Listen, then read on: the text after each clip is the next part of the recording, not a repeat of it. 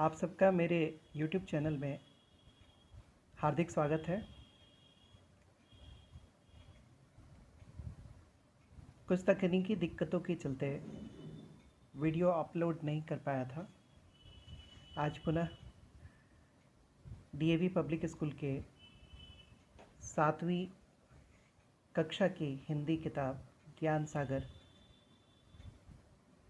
के प्रथम पाठ बारहमासा कविता के अभ्यास का हम जिक्र कर रहे हैं। तो बच्चों, ध्यान से इस वीडियो को देखेंगे, समझेंगे और उसको आत्मसात करने की कोशिश करेंगे। मैंने पहले भी कह रखा है कि पाठ को समझ लें, मेरे द्वारा बताए गए प्रश्नों के उत्तर को समझ लें और अपने शब्दों में प्रश्न का उत्तर दें, क्योंकि किताबी भाषा और आपकी अपनी भाषा दोनों में ज़मीन आसमान का फ़र्क रहता है। आपकी अपनी भाषा पूरी तरह से आपकी अपनी होती है, मौलिकता लिए हुए होती है। इसलिए जहाँ तक अंकों का प्रश्न है,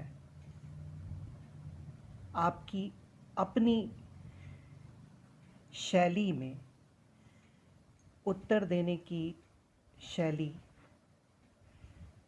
प्रश्न को समझकर उसको अपने शब्दों में लिखने का जो तरीका आपका अपना रहेगा, उसमें अंक आपको अधिक मिलेंगे। मैं लिखवा के दे दूँ, मैं बना बनाया नोट्स आपको दे दूँ, तो फिर आपकी अपनी रचनात्मकता कहाँ जाएगी। मैं जानता हूँ आप सभी बहुत ही रचनात्मक हो, आप सभी में बहुत ही कल्पनाशीलता है, आप सभी में बहुत ही ज़्यादा रचनात्मकता है। तो इसी रचनात्मकता को बढ़ाना है और अपने शब्दों में उत्तर देने का प्रयास करना है, जो आपका अपना शब्द हो, जो आपकी अपनी शैली कहलाएगी, जिस पर आपको अपने खुद पर अभिमान होगा कि यह उत्तर मेरे द्वारा लिखा गया है, किसी शिक्षक ने नहीं लिखवाया। तो आइए शुरुआत करते हैं। बारहमासा कविता के अभ्यास का पहला भाग है कविता में से। इस भाग में का प्रथम जो प्रश्न है वह है भारतीय महीनों के नाम लिखिए। तो जैसा कि मैंने पहले भी बता दिया था कि हिंदू पंचांग में, सनातन धर्म पंचांग में जिन 12 महीनों का जिक्र हुआ है वह चैत्र से शुरू होता है और फागुन पर समाप्त होता है। हर मौसम की अपनी अलग विशेषताएं हैं, हर मौसम का अपना अलग रूप है। तो इन महीनों का क्रम क्या है वह मैं आपको बता देता हूँ। सबसे पहले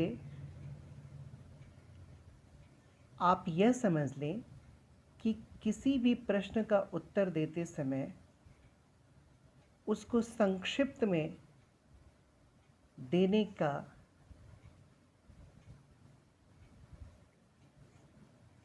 प्रयत्न न करें। प्रश्न के अनुसार उसका उत्तर देने की कोशिश करें। अब जैसे इस प्रश्न में लिखा हुआ है भारतीय महीनों के नाम लिखिए, तो इस प्रश्न का उत्तर होना चाहिए भारतीय महीनों के निम्नलिखित नाम हैं, डैश कर दीजिए वहाँ पर, और क्रम से 1 2 3 4 ऐसे करते हुए 12 महीनों का क्रम से आप नाम लिखेंगे। पहला महीना लिखें चैत्र।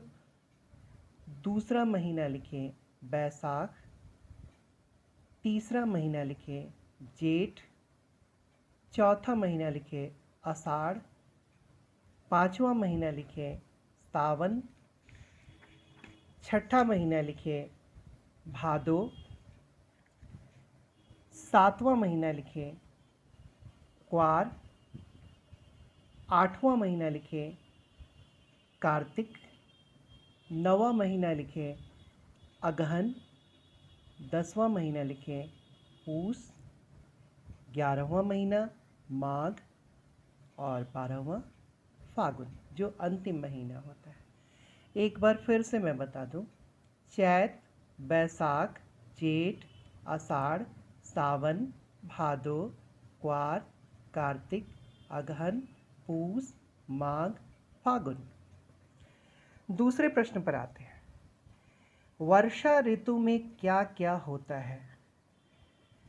अब वर्षा ऋतु में जो जो होता है वह तो हम सभी जानते हैं, लेकिन आपकी किताब के आपके पाठ में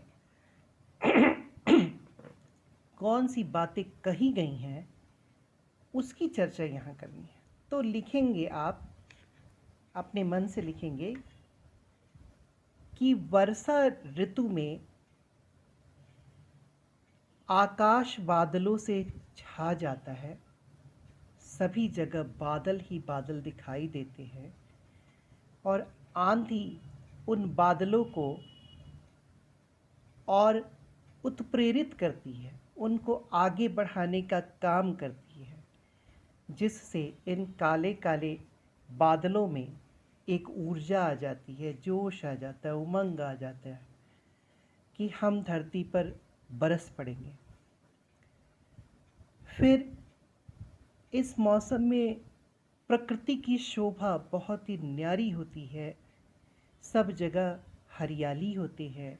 नदी सरोवर अत्यधिक पानी होने के कारण अपने बांध को तोड़ देते हैं, अपनी सीमाओं का अतिक्रमण कर देते हैं और वो उनका पानी छलकने लगता है, सारे घाट डूब जाते हैं। बारिश के मौसम में ही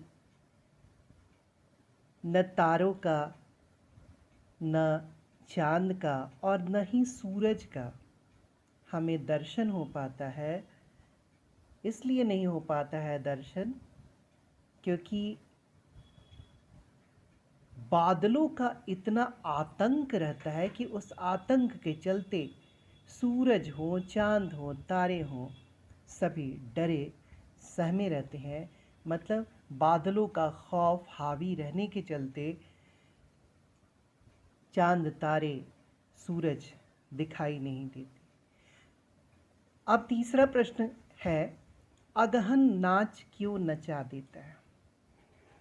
अब नाच नचाना एक मुहावरा हुआ। इस मुहावरे का अर्थ हुआ परेशान होना, परेशान करना। अगहन नाच क्यों नचा देता है? अगहन यानी शरद का मौसम, अगहन यानी जाड़े का मौसम, और इस मौसम में पानी जो होता है वो बर्फ़ के समान बहुत ही ठंडा होता है। तो जब पानी बहुत ठंडा रहता है तो मन नहीं करता पानी से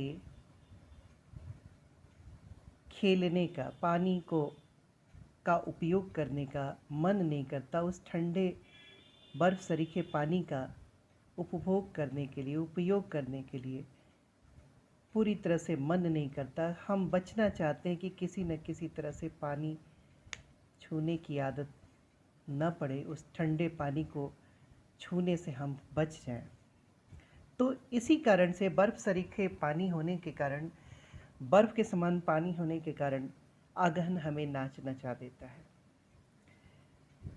अब चौथे प्रश्न में उचित उत्तर पर सही का निशान लगाना है। कौन से महीने में बच्चों की किलकारी से घर आंगन गूंजने लगता है? तो हम लोगों ने पढ़ा था आते ही बैसाख के छुट्टी हुई मदरसों की, लगा गूंजने घर आंगन किलकारी से बच्चों की। तो निश्चित ही पहला ऑप्शन है बैसाख। ख, रंगों के कारण जीवन कैसा लगता है। रंगों के कारण यह जीवन स्पष्ट लिखा हुआ है, सबसे अंतिम पंक्तियों की ओर जाए, रंगों के कारण लगता यह जीवन त्योहार है। तो निश्चित यहाँ पर तीसरा बॉक्स जो है वह सही उत्तर होगा, त्योहार, रंगों के कारण जीवन त्योहार जैसा लगता है। पांचवें प्रश्न की ओर बढ़ते हैं। कविता के आधार पर लिखिए कि दी गई चीज़ें गतिविधियां किस महीने में होती हैं। चीज़ें ऑब्लिक गतिविधियां, महीने का नाम। आंधी आती है, तो आंधी कब आती है, तो फिर हम लोग कविता की ओर जाएंगे। तो आंधी जो है आषाढ़ में आती है। गर्म हवा चलती है, गर्म हवा कब चलती है, ये चैत में चलती है। मदरसों की छुट्टी होती है, यह कब होती है, बैसाख में होती है। नदी सरोवर भर जाते हैं, ये कब भर जाते हैं नदी सरोवर, तो ये सावन में भर जाते हैं। जाड़ा कब आता है, तो जाड़ा यहाँ पे है कार्तिक में जाड़ा आता है। पतंगे कब उड़ती हैं, तो पतंगे पौष में उड़ती हैं। फिर तरह तरह के खेल खेले जाते हैं।